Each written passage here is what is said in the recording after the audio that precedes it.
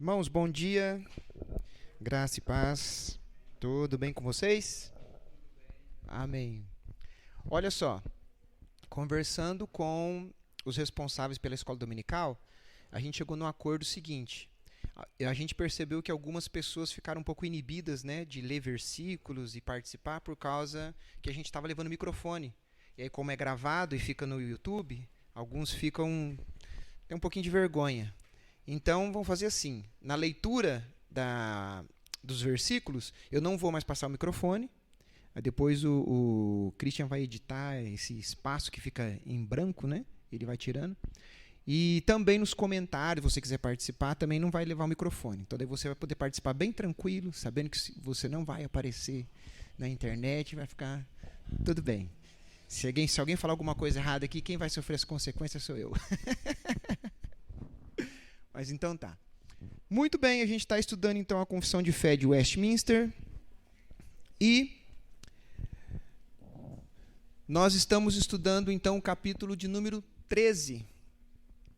Nesse capítulo de número 13, são 3 parágrafos, ou 3 sessões, depende, cada um vai falar de uma forma, tá? No capítulo 13, nós estamos estudando, ou vamos estudar, sobre a santificação. Para nós, nós reformados, nós temos um pequeno defeito. E a gente vai ter que consertar esse defeito hoje. E o defeito é, como nós cremos na eleição, e nós cremos no decreto de Deus, às vezes a gente deixa a desejar, e muito, em relação à santificação. Porque a gente acha que a santificação é uma coisa que só Deus faz e a gente fica de forma passiva. E não é bem assim que a Bíblia nos ensina, tá? Vamos lá. Antes de começar, então, essas perguntas para a gente refletir. Como crescemos em maturidade cristã? Talvez, não sei se você já parou para pensar, fez esse questionamento para você mesmo, mas como que nós crescemos em santidade? O que nós fazemos, o que não fazemos, em que sentido nós estamos envolvidos nisso, em que sentido não? Também outra pergunta: é possível chegar a um estágio perfeito de santificação nesta vida? Isso daí também é uma outra questão. Existem alguns que vão dizer que sim, existem outros que vão dizer que não. Vamos ver o que a Bíblia diz sobre esse assunto. Então vamos lá. São 3 parágrafos, eu vou ler o primeiro e o segundo, terceiro também, para a gente ter uma noção sobre o que fala a confissão de fé. O primeiro parágrafo diz o seguinte: os que são eficazmente chamados e regenerados, presta atenção, ó. Deixa eu ver aqui onde que é a luzinha. Aqui. Eficazmente chamados e regenerados. Ele tem que ter sido chamado e tem que ter sido regenerado. Tendo criado em si um novo coração, isso aqui é uma outra linguagem para regenerados, e um novo espírito, são, além disso, santificados. Quem é que são santificados? Os que foram chamados e regenerados, que agora tem um novo coração e um novo espírito. E real e pessoalmente, pela virtude da morte e ressurreição de Cristo. Isso só pode acontecer pela virtude de Cristo, pela sua palavra e pelo seu Espírito, aqui está com letra maiúscula porque se refere ao Espírito Santo, que neles habita. O domínio do corpo do pecado é neles todo destruído. Pecado, na pessoa que nasceu de novo, na pessoa que foi regenerada, ele vai ser destruído. As suas várias concupiscências, são as paixões pecaminosas, tá? Concupiscências, são mais e mais enfraquecidas. Aqui deu um errinho, né? Não é e.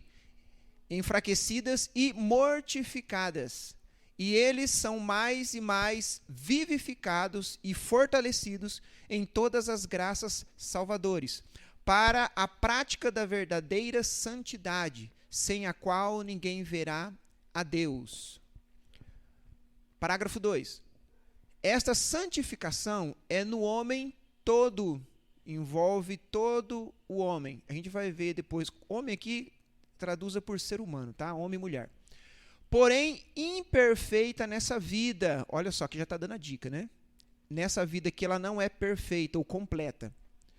Ainda persistem em todas as partes dele restos da corrupção. A corrupção aqui se refere à natureza pecaminosa que nós herdamos de Adão e Eva.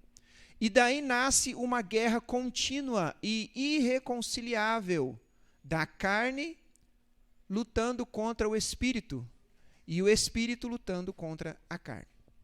Nessa guerra, parágrafo 3, embora prevaleçam por algum tempo as corrupções que ficam, embora possa prevalecer por algum tempo essa corrupção, contudo, pelo contínuo socorro da eficácia do santificador, Espírito de Cristo é um nome, é um dos nomes que se dá ao Espírito Santo, tá?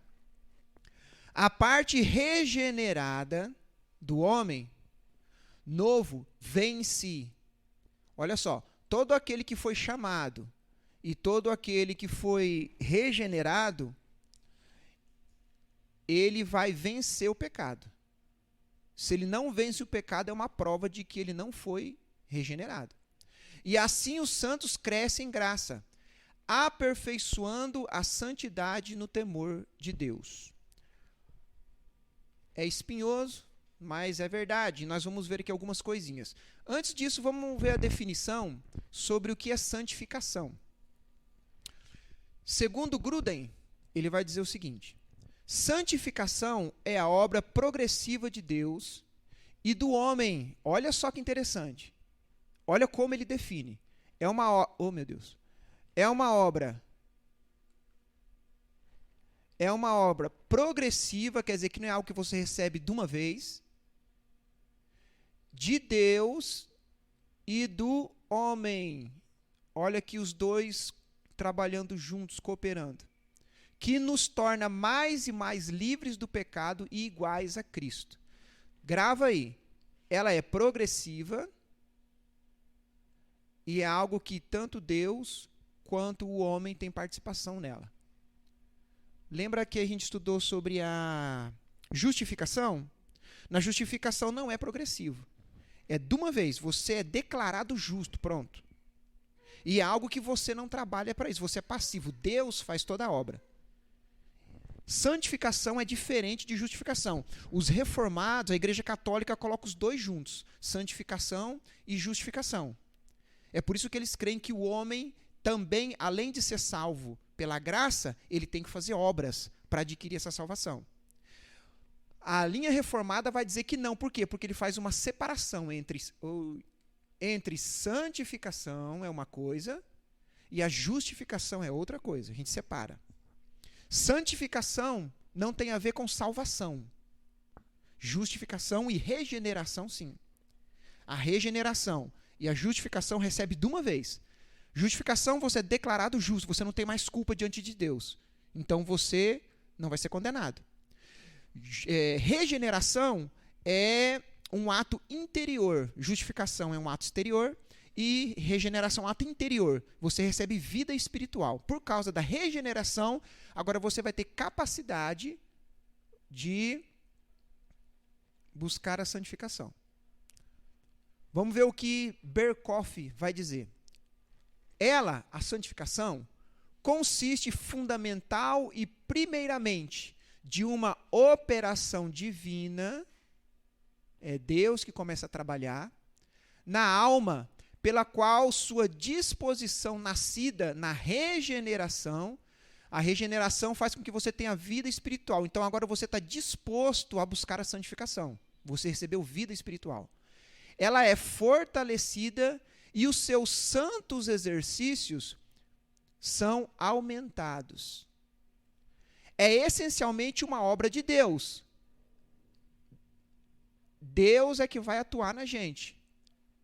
Mas, embora na medida em que Deus emprega os meios, o homem pode e espera-se que ele opere pelo uso adequado desses meios. Deus ele vai dar meios para que você se santifique. Ele vai começar a operar em você. Quando eu falo que o homem coopera com Deus, não significa que é na mesma medida. Sim, sempre Deus na medida muito superior. Mas o homem tem cooperação aqui na santificação. Vamos lá. A breve confissão de fé, breve catecismo de Westminster, na pergunta de número 35, ela faz a seguinte pergunta: que é santificação? Ou o que é a santificação? E a resposta é a seguinte: a santificação é a obra da livre graça de Deus, livre graça de Deus, Deus não era obrigado a fazer isso, pela qual somos renovados em todo o nosso ser, segundo a imagem de Deus. Isso tem a ver com a santificação. E habilitados, presta atenção nisso daqui, nós somos habilitados a morrer cada vez mais para o pecado e a viver para a retidão. Todas as pessoas que nasceram de novo, todas as pessoas que foram justificadas, todas as pessoas que foram chamadas por Deus, todos os eleitos, eles são habilitados a morrer cada vez mais para o pecado e a viver para a retidão.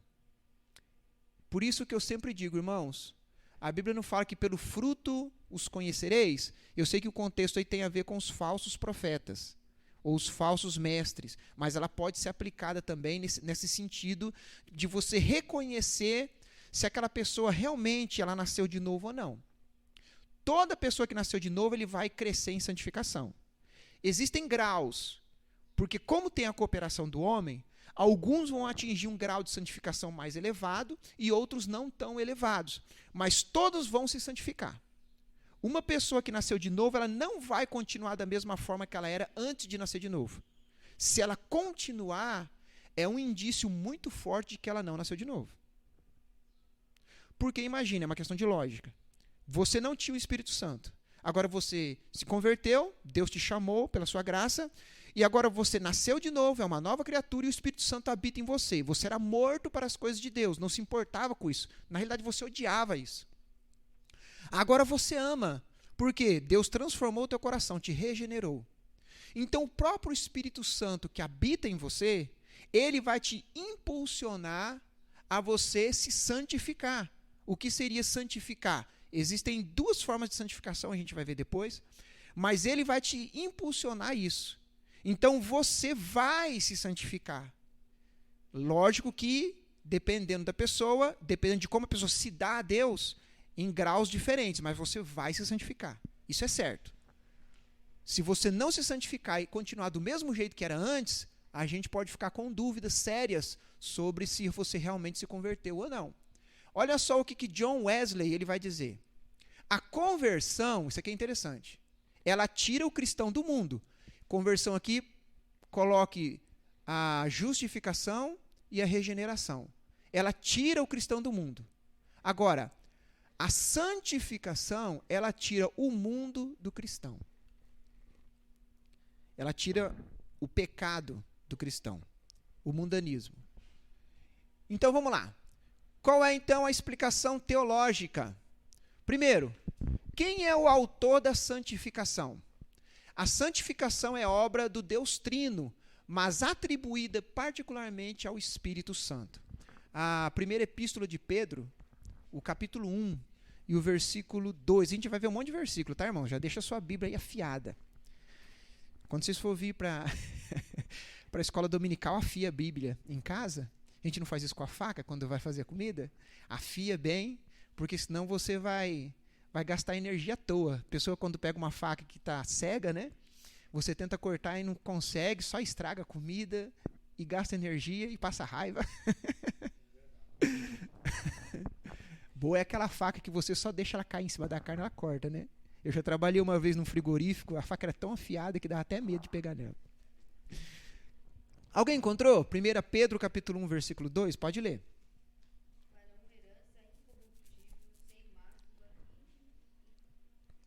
Primeira Pedro 1, 2.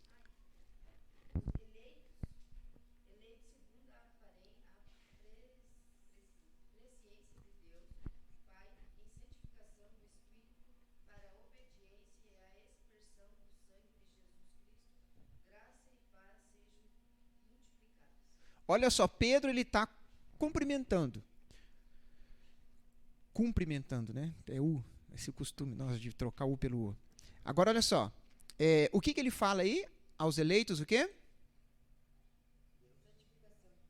Continua, não, lê o versículo, comecinho dele. Uhum.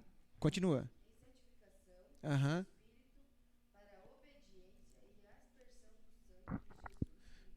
Então a pessoa foi eleita por Deus para quê? Para a santificação. Deus é o autor da santificação. Ele elegeu para a santificação. Ele é o autor disso. Então, olha só, todas as pessoas que são salvas foram regeneradas, elas foram chamadas, elas foram justificadas, existe um propósito nisso. Ela não foi chamada e justificada e regenerada para continuar vivendo da forma como quer. Não, ela foi chamada para santificação. Lembra que eu já falei aqui que a salvação ela é um combo? Quando você vai numa lanchonete, né? Eu gostava muito de ir no Kinger Burger, o Burger King, eu sempre confundo o nome. Aí vinha aquele lanche grandão, que delícia, 2.000 calorias, tem que ser uma vez por ano só comer isso aí. Mas tá bom. O que vinha no combo? Além do sanduíche? Batata, refrigerante, você pode tomar o tanto que você quiser até explodir, então tá bom. Muito saudável, né? A Mara deve estar se contorcendo ali. Olha só. Mas quando você compra, vem um combo. Se você vai comer a batata ou não, vai tomar refrigerante ou não, o combo está ali. A salvação é a mesma coisa. Quando Deus te chama e Ele te justifica e Ele te regenera, automaticamente a santificação já está embutida aí. Estão entendendo? Vem tudo de uma vez. É por isso que às vezes o pessoal que não segue essa linha calvinista, eles não entendem. É eleição, mas e se eu não quiser ser salvo, Deus vai me obrigar? Não é assim. A salvação já é o combo, você vai querer. Ele já vai trabalhar no teu coração para isso. Se você não quiser, já é uma prova de que você não é um eleito. Essa é a diferença. Mas então quer dizer que eu posso viver da forma como eu quero e eu estou salvo, posso pecar, afinal de contas eu sou um eleito? Não é assim. Quando Deus te salva, te justifica, te regenera, automaticamente você vai ser santificado, porque a obra começa por Ele, mas você coopera. E na sua cooperação é onde vai estar o nível da santificação. Alguns se dão mais a Deus e obedecem mais, e outros menos, mas todos serão santificados. Vamos lá. Qual que é o início da santificação? A santificação tem um começo definido na regeneração. Tito, capítulo 3, o versículo 5. É uma epístola pouca lida, né? Que ela é pequenininha. Mas eu sei que vocês vão encontrar aí. Está antes de Hebreus. Pouco antes de Hebreus. Tito, capítulo 3, versículo 5. O que Paulo está falando para Tito? Lembrando que Tito era um pastor. Essas são as epístolas pastorais, Timóteo e Tito. Paulo escrevendo para pastores que tomavam conta de igreja. O que ele fala? Quem pode ler? 3:5. O que foi que Deus fez quando Ele começou? Na regeneração, não foi? Pelo lavar regenerador. Ou seja, a regeneração, ela transforma o teu coração. Antes eu estava morto espiritualmente. O que é morto? Vocês já perceberam um morto? Se você chegar num velório com uma agulha e ficar espetando o morto, ele vai ter alguma reação? Ele não tem reação nenhuma a algo externo. Por quê? Ele está morto. Agora, espiritualmente nós éramos assim. Nós não tínhamos nenhum tipo de reação às coisas espirituais, estávamos mortos para isso. A gente nem se interessava. Quantas vezes você passou na frente de uma igreja e nem deu bola? Você já parou para pensar nisso? Eu pensei. Eu falei, gente, eu passei tantas vezes na frente de uma igreja, por que eu nunca senti o interesse em parar, escutar ou entrar naquela igreja? Porque eu estava morto espiritualmente.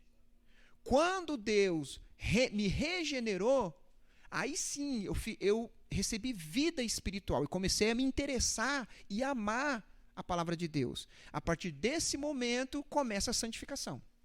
Deus começa a trabalhar no meu coração e eu começo então a sentir o desejo de obedecer à lei de Deus e me separar do pecado.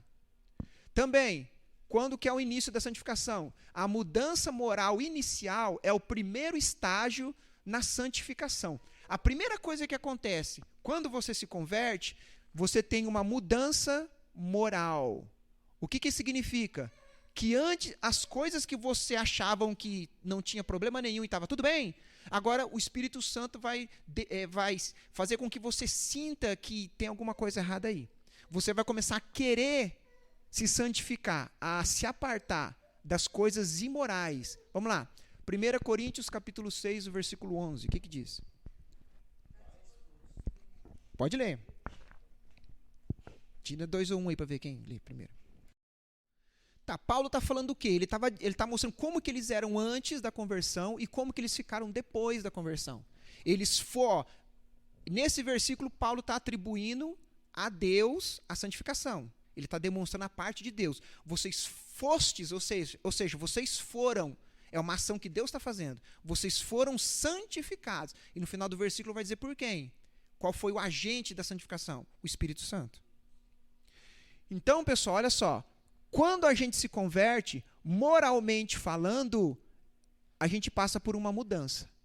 É por isso que eu falo, a pessoa que ela diz que nasceu de novo, mas moralmente falando, ela ainda se comporta da mesma forma e tem as mesmas, como que eu vou dizer a palavra que me ajuda?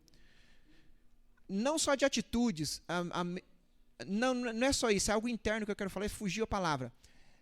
Aquilo que ela aprovava antes da conversão, se ela continua aprovando na questão moral, alguma coisa está errada.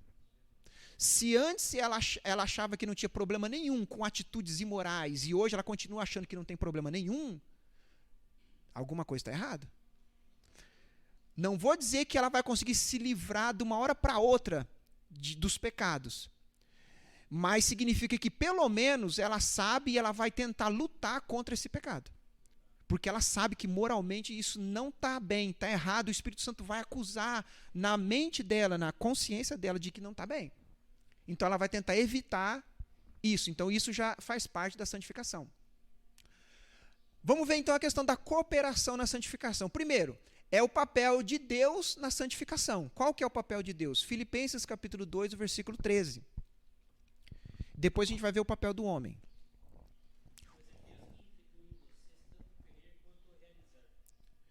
Pois é Deus que... Aí está demonstrando o papel de Deus na santificação. Ele vai atuar para tocar tanto no seu querer quanto no seu realizar.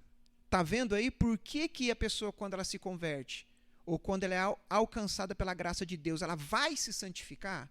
Porque Deus vai começar a atuar na sua vontade.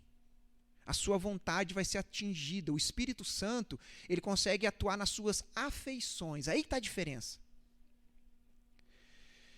A gente faz boas obras e obedece a Deus, porque Deus ele começa a atuar nas nossas afeições. O que é afeição? É aquilo que, as suas paixões, aquilo que te motiva a fazer as coisas. Deus atua aí, bem na raiz do seu ser. Agora, essa é a parte de Deus. Qual que é a parte do homem na santificação? Hebreus capítulo 12, o versículo 14. O que diz?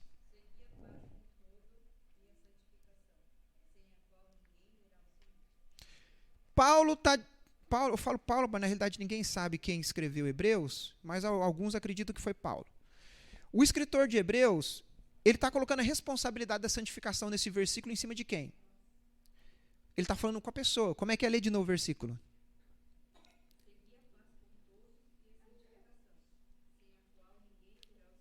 O verbo não está aí no imperativo? Seguir.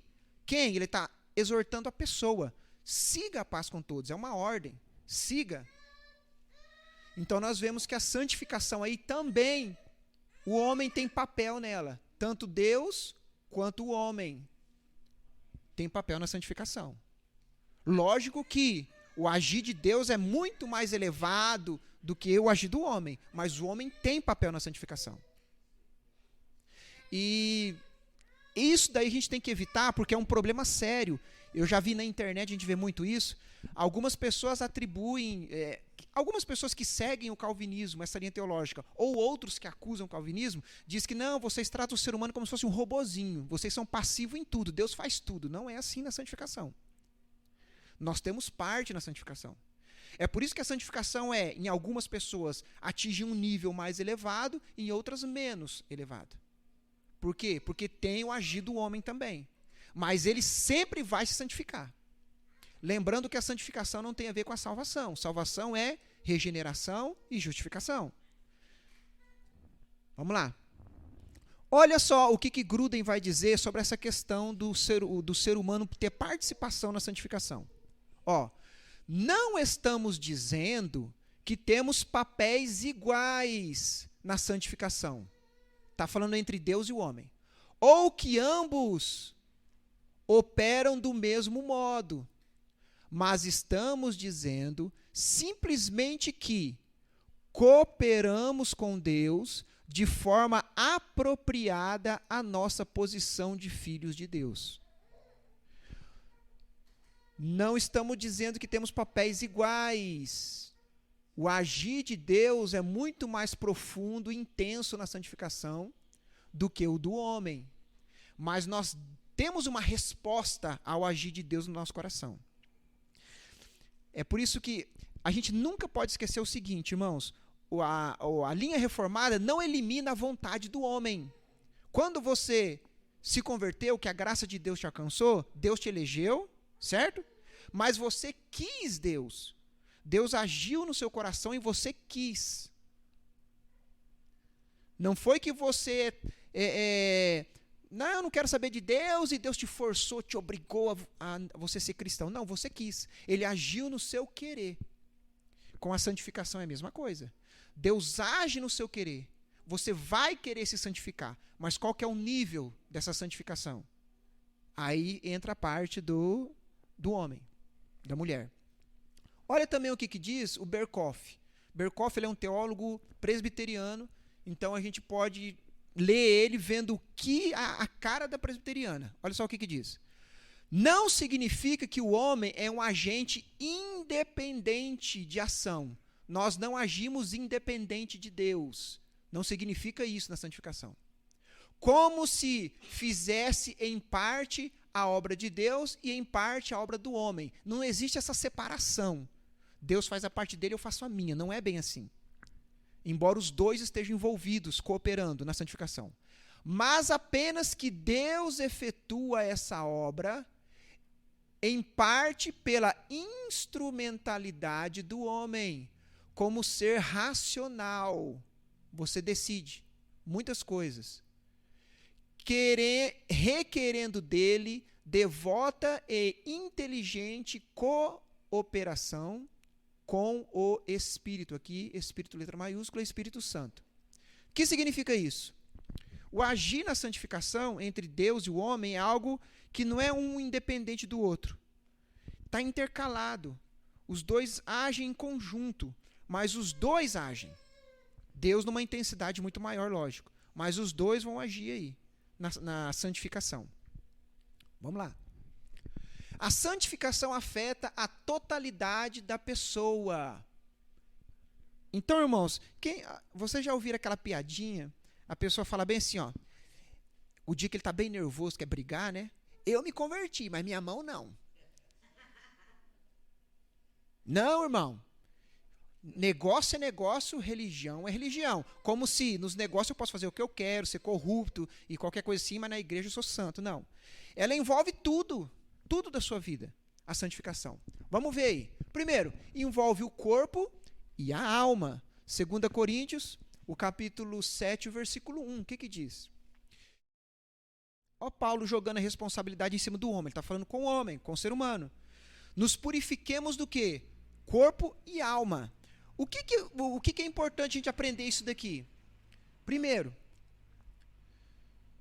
embora nós não sejamos legalistas, não, você só pode usar esse tipo de roupa, esse aqui não pode, igual algumas igrejas fazem, isso não significa que nós desprezamos o quê? A vestimenta, a sensualidade. O que eu estou querendo dizer com isso? Nós somos santificados não somente na alma interior, nós somos santificados também no corpo. Pelo menos a Bíblia exige isso. E o que seria essa santificação do corpo? Todo pecado que tem a ver com o corpo. Vamos lá. Prostituição, sensualidade, glutonaria. Glutonaria às vezes nem é tido como pecado, né? Você já viu alguém ser disciplinado na igreja porque é glutão? Pois é, mas é pecado. Então, o corpo é levado em conta. Então, irmãos, eu vou dizer uma coisa para vocês. Para nós, na realidade. Cuidado com as roupas que nós vestimos. Essa roupa, às vezes, pode estar sendo tropeço para outros irmãos, porque é muito sensual. Entendeu? Cuidado com isso. O teu corpo é templo do Espírito Santo. Eu vou usar uma linguagem que eu lembro que gravou na minha mente isso daí. Uma vez um pastor falou: nós não somos manequim do diabo. O que é um manequim do diabo? É quando você utiliza o seu corpo para incitar o pecado no outro, que é o pecado da sensualidade. E também a nossa alma, irmãos. A alma e o corpo, os dois estão envolvidos na santificação. Também o nosso entendimento. João capítulo 6, versículo 45, o que diz? Olha só. Todos serão ensinados ao entendimento aqui envolvido na santificação. Segundo a teologia, quando o ser humano pecou, o estrago foi tão grande que prejudicou até a nossa cognição. Nós não conseguimos entender as coisas como deveriam ser. Nós temos essa dificuldade de compreensão das coisas espirituais e tudo isso daí. Do que é sobre ética também, foi tudo corrompido. Então o que acontece? Quando Deus nos alcança pela sua graça e nós nascemos de novo, uma das primeiras coisas é o entendimento. O que significa? Coisas que eu não percebia, eu começo a perceber que está errado. Não é verdade isso? Quando nós éramos do mundo, a gente via coisas na cultura, na música, no comportamento das pessoas, que para nós era normal. Qual o problema disso? As pessoas parecem que não conseguem ver. Mas depois que você se converte, a sua percepção, o seu entendimento, parece que Deus clareia, abre. E você consegue perceber coisas pecaminosas em lugares que você não percebia. Porque o Espírito Santo abriu a sua mente. Também na vontade. Olha só, profeta Ezequiel, o capítulo 36, do versículo 25 ao 27, o que diz?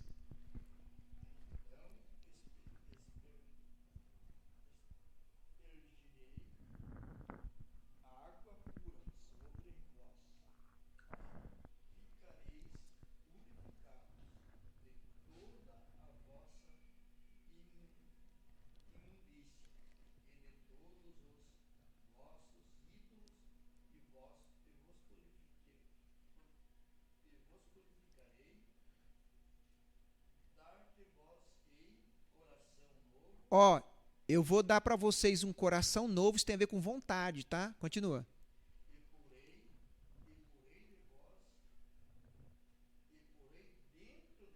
Ah.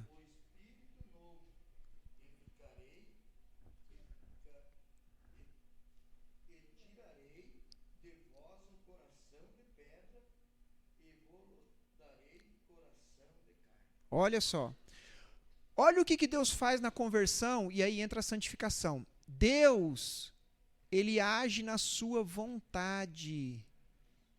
Quando a Bíblia diz que Deus ia tirar o coração de pedra, ia dar um coração de carne, quer dizer que você que era duro para as coisas de Deus, a palavra de Deus não entrava no seu coração, era duro, igual pedra. Agora não, agora você é acessível. Sabe uma pessoa que é acessível? Uma pessoa, carne dá um sentido de quê? De algo mole. Não é duro, é mais fácil de penetrar. Esse é o sentido. Deus ia modificar a sua vontade. Você agora ia começar a querer as coisas de Deus, a valorizar a santificação. Por isso que eu digo, a pessoa que nasceu de novo, é impossível que ela continue vivendo da forma pecaminosa como vivia antes. Porque é um trabalho completo no ser humano. Qual vai ser o nível de santificação? Aí é outra conversa. Isso vai depender da sua dedicação à palavra de Deus, à oração, ao jejum, entendeu? Quanto mais você se dá às coisas de Deus, maior será o nível da sua santificação. Agora, você vai santificar. Isso é certo. O Espírito Santo vai atuar no seu coração e você vai se santificar. Toda pessoa que nasceu de novo, ela vai. Também atua nas paixões, que são os desejos. Vai lá, Gálatas capítulo 5, versículo de número 24.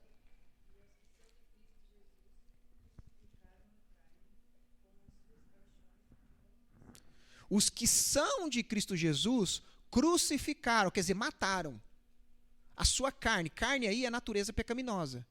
E as suas concupiscências, as suas paixões. Lê no versículo anterior aí o que fala, o que são essas obras da carne que a pessoa matou, crucificou.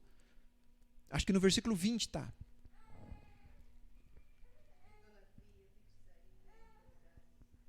Vê o 19. Isso.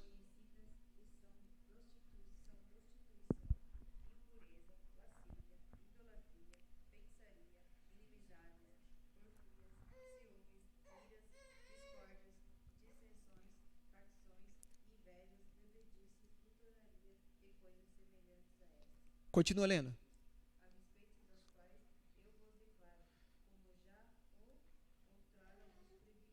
Ah.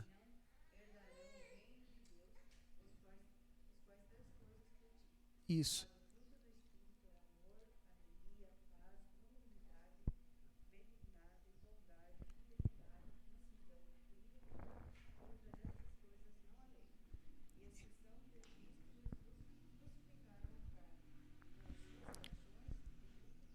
Isso. O que ele está falando? Por que as pessoas que agem segundo a obra da carne não herdarão o reino dos céus? Ele está querendo dizer o seguinte: quem nasceu de novo, ele vai abandonar essas obras. Não significa que a santificação dele vai ser completa nessa vida, depois a gente vai ver isso. Mas significa que em alguma medida ele vai mortificar esses desejos pecaminosos. Então, olha só, é natural que uma pessoa que se converteu, que agora é regenerada, nasceu de novo, é natural que a vontade, as paixões dessa pessoa seja modificada. Agora ela vai desejar as coisas do Espírito e ela vai rejeitar as coisas da carne. Por causa dos resquícios da natureza pecaminosa, vai acontecer de uma hora ou outra ela cair em pecado, mas o pecado é um acidente, ela não vai viver no pecado. É isso que o texto está querendo dizer. Então, irmãos, para um cristão, ele pecar é um acidente. Acidente é uma coisa que acontece uma vez ou outra, e é algo involuntário. Agora, você viver no pecado é uma demonstração de que a carne domina você, mas quem é regenerado, a carne não domina a pessoa. Isso que a gente tem que levar em consideração. Olha só, e as concupiscências, que também tem a ver com os desejos pecaminosos, essas paixões pecaminosas. Hebreus capítulo 9, o versículo 14, o que diz?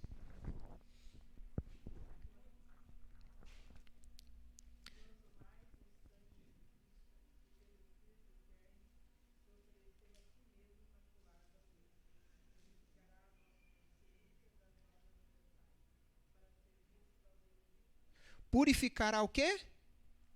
A nossa consciência do quê? Consciência. Eu li concupiscência, li errado. Consciência. Deus age na nossa consciência. Ele purifica a nossa consciência. A gente começa a perceber melhor o erro da virtude em relação àquilo que agrada a Deus e o que desagrada a Deus. Vamos lá. Qual é o instrumento da santificação? Então nós vimos que Deus ele vai trabalhar no ser humano que nasceu de novo. Isso é certo que vai acontecer. O ser humano tem participação nisso. E aí é onde vai determinar qual é o nível de santificação, o grau de santificação que essa pessoa vai atingir. Mas que ela vai ser santificada, isso é certeza que vai. Outra coisa, essa santificação envolve todo o ser humano. Corpo, alma, consciência, vontade, paixões, desejo, tudo vai ser tocado por essa santificação. Mas o que Deus usa para levar essa pessoa a se santificar? existem uns meios que Deus usa. Caiu aí? Tá, deixa eu só ler aqui, vamos lá. Eu vou lendo aqui, ele vai colocar aí para a gente não perder tempo. Primeiro, um dos instrumentos que Deus vai usar para a nossa santificação é a palavra de Deus. João 17:17. Lê, irmã.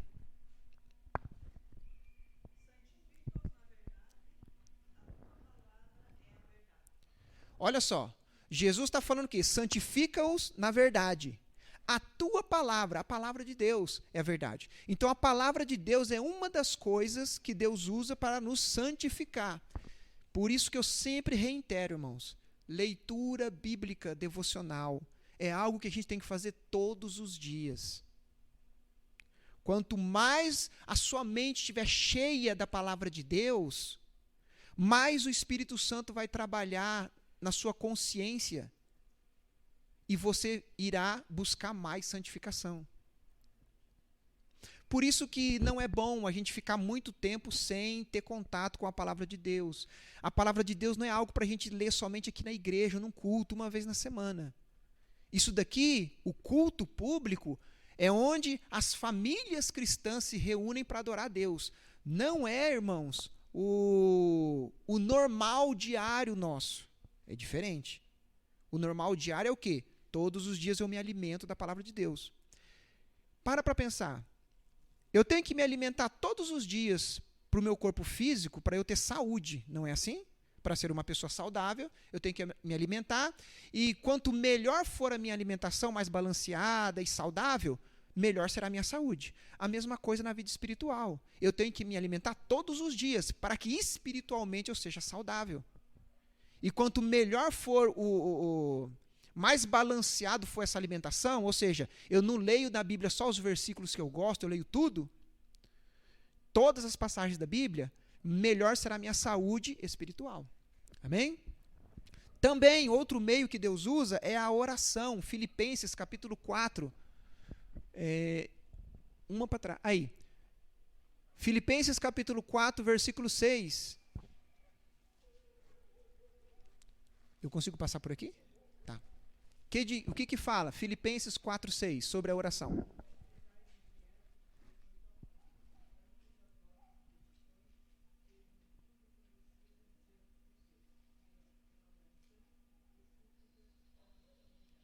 Não fiquem inquietos, não fiquem ansiosos por coisa alguma. Antes, em tudo, ore a Deus, dê ação de graças, busque a Deus. Então, se você está ansioso por alguma coisa, por alguma decisão muito importante na sua vida, por coisas que tem que acontecer, ore a Deus. Ora a Deus. Então, por quê? Porque a oração é uma forma de santificação. A oração te santifica. Também, a adoração. Efésios, capítulo 5, versículo 18 até o versículo 20, o que fala?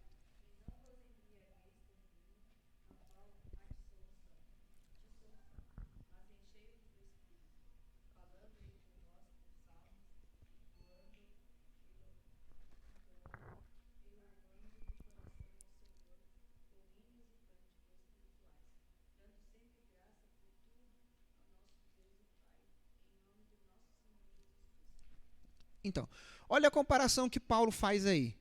Quando a pessoa está embriagada do vinho, ela não perde o controle? Ela não começa a agir de forma insensata? Porque o vinho dominou aquela pessoa. Então ele fala o seguinte: em vez de você ficar embriagado com vinho, se embriague com o Espírito Santo, que ele domine o seu ser. Da mesma forma que o álcool, quando a pessoa está embriagada, ele está dominada pelo álcool, da mesma forma a gente tem que ser embriagado pelo Espírito. E como isso acontece? Através da adoração. Isso vai te santificar. Também, qual é o outro instrumento da santificação? O testemunho. Mateus capítulo 28, do versículo 19 e também o versículo 20. O que fala?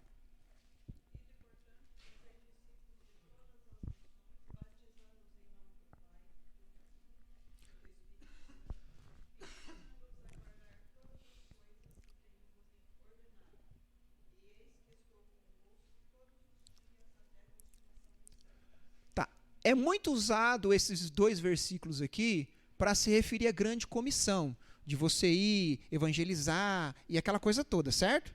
Agora, presta atenção. Para você fazer isso, você tem que dar testemunho, não é? Quando você está evangelizando alguém, você se preocupa com o seu testemunho porque você sabe que aquela pessoa está de olho em você, no requisito, prestando atenção nos seus atos e seu comportamento. Então, o que acontece? Quando nós temos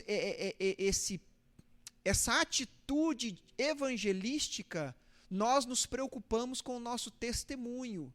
E se nós nos preocupamos com o nosso testemunho, é um instrumento que Deus usa para nos santificar. Por quê?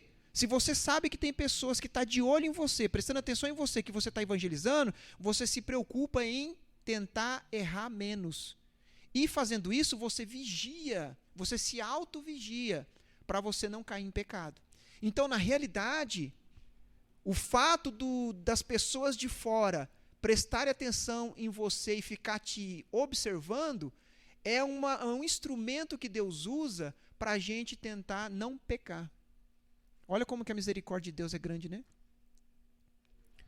Também, qual é outro instrumento? A comunhão cristã. Vai lá, Hebreus capítulo 10, o versículo 24 e 25. O que fala?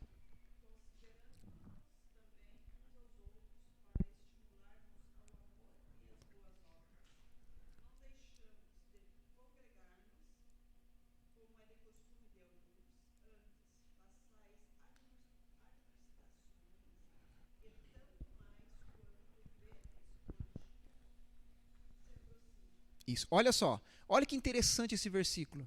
Esse versículo fala para a pessoa não parar de congregar. Então já é um versículo muito forte contra os desigrejados que falam, né? Não, eu posso ser cristão na minha casa, não preciso participar de nenhuma igreja, irmãos. É meio complicado você ser cristão na sua casa. Por quê? Tem a ver com a santificação.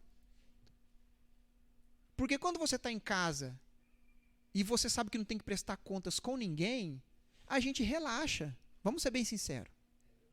Agora, quando você está convivendo em um grupo de irmãos, você se preocupa com o seu testemunho.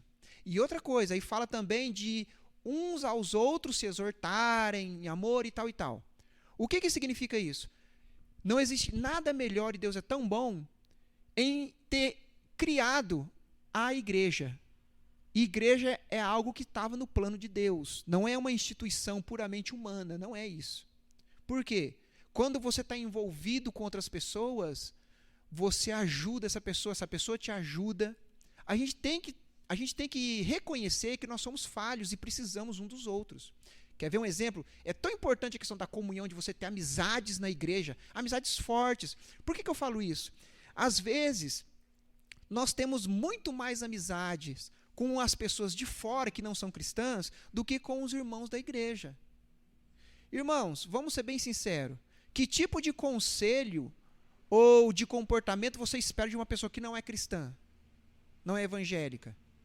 O comportamento dela não vai estar embasado nos princípios bíblicos.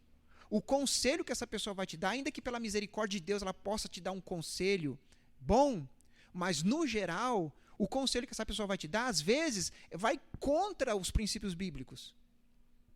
Então, o que eu falo? O que eu sempre recomendo?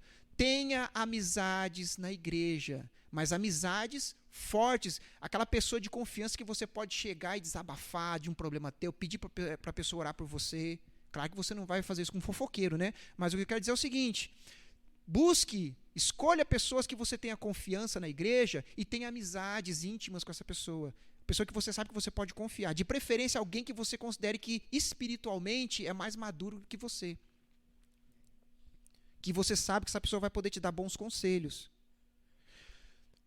Quer ver um exemplo? Como que a igreja que se preocupa com isso? Vocês sabem que todo final de culto tem o cantinho do café ali, não é? Vocês sabem o porquê que foi feito isso? Qual que foi qual foi o propósito de ser feito esse cafezinho no final? Comunhão. Para que a nossa igreja não fique como aquelas mega igrejas que quando termina o culto ninguém conhece ninguém, cada um vai para sua casa, acabou, você não tem amizade com ninguém.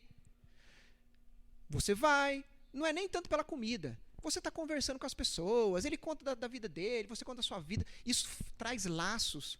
Por que existe a associação dos alcoólicos anônimos e várias outras associações?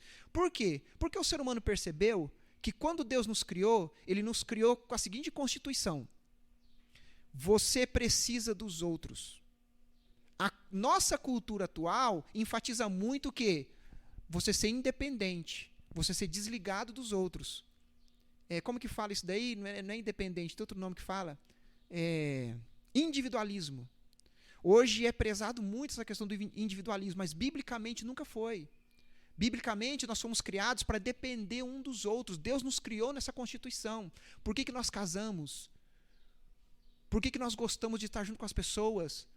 Porque Deus nos fez assim. O isolamento não é algo natural. O natural é você estar com pessoas. Deus te fez assim. Então, irmãos, valorize isso.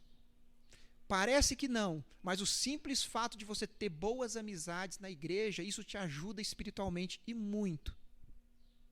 Tenha boas amizades na igreja. Valorize essa comunhão.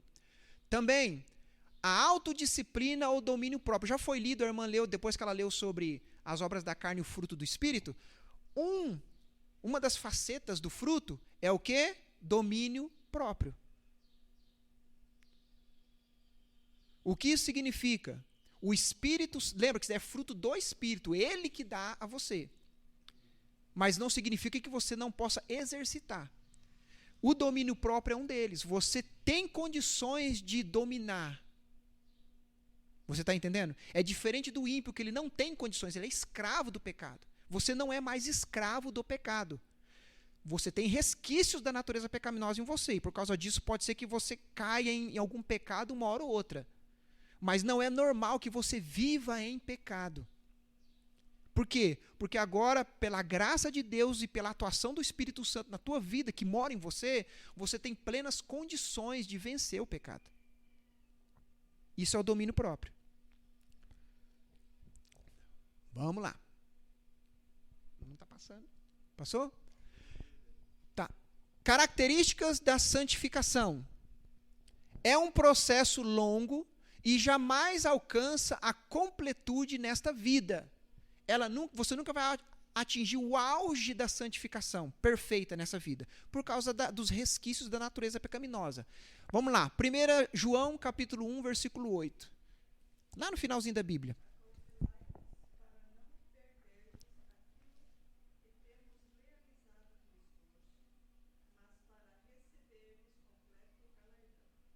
Primeira João 8?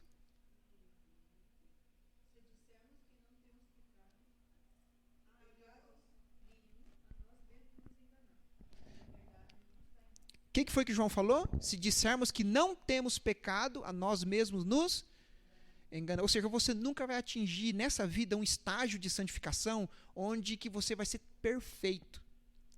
Isso não vai acontecer. Lógico, o nosso desejo tem que se almejar isso. Mesmo que você saiba que é impossível. Mas você tem que almejar o máximo de santificação que você puder. Essa é a parte humana. E o Espírito Santo vai atuar em você. Mas com certeza, uma hora ou outra, você vai pecar. Mas haja para que isso não aconteça. Que não seja algo conivente com a sua vontade. Continuando. A santificação se completará na morte, na alma e ressurreição, no corpo. Hebreus capítulo 12, versículo de número 23. O que fala?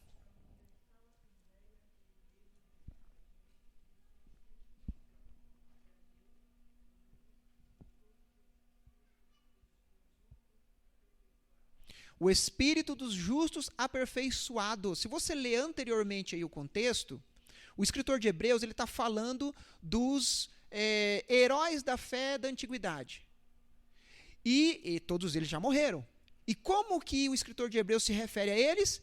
Espíritos aperfeiçoados. Por quê? Depois da morte e na ressurreição, você então vai conseguir atingir a perfeição da santificação.